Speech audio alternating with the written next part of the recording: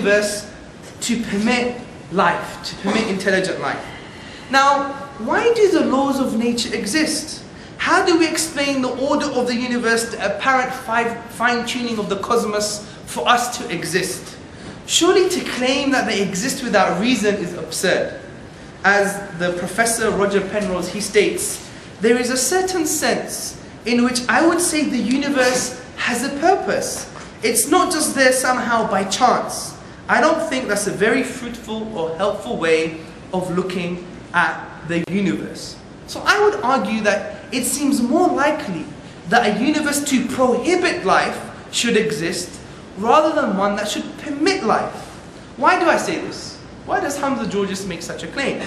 I make such a claim because the existence of life in the universe depends on a conspiracy of initial conditions that must be fine-tuned to a degree that is incomprehensible. Let me explain with an example to illustrate this point. Roger Penrose of Oxford University states, in order to produce a universe resembling the one that we live in, the creator would have to aim for an absurdly tiny volume of the phase space of possible universe. Now, how small is this tiny volume? According to Penrose, brothers and sisters and friends, the volume of this phase space would be 1 over 10 to the power of x.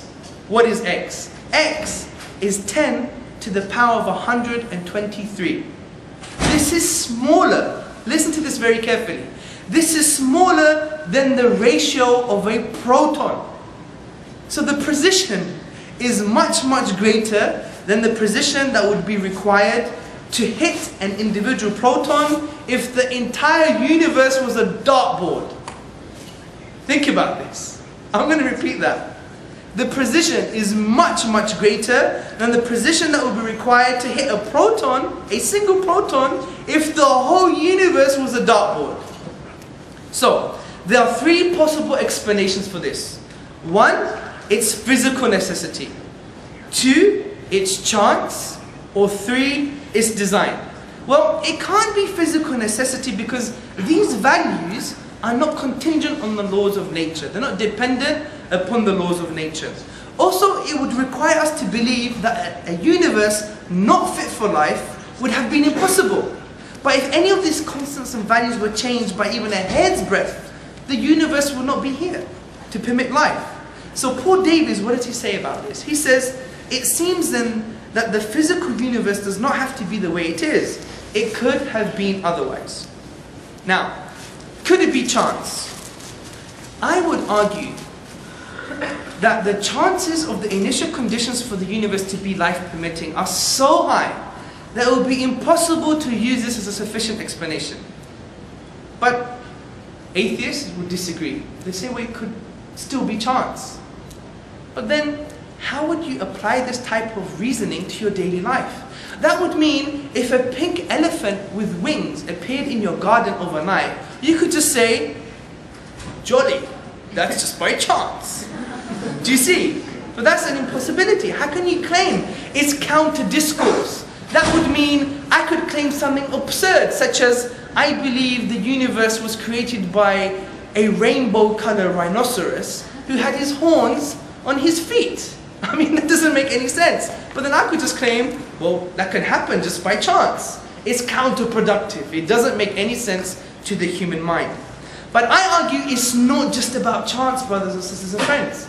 It's about something what the theorists call specified probability. Now, what is specified probability? It's a high probability and it has to conform to independent pattern. Let me give you an example. Say we have in this room a monkey.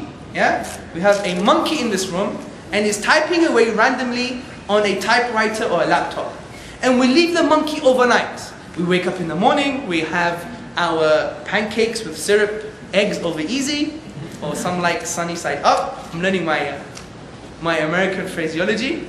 So we have that, we have a bit of a full belly, holding a coffee in the hand, we come into the room, and we see on the piece of paper, oh Romeo, where art thou, O Romeo? Deny thy father and deny thy name. A Shakespearean sonnet.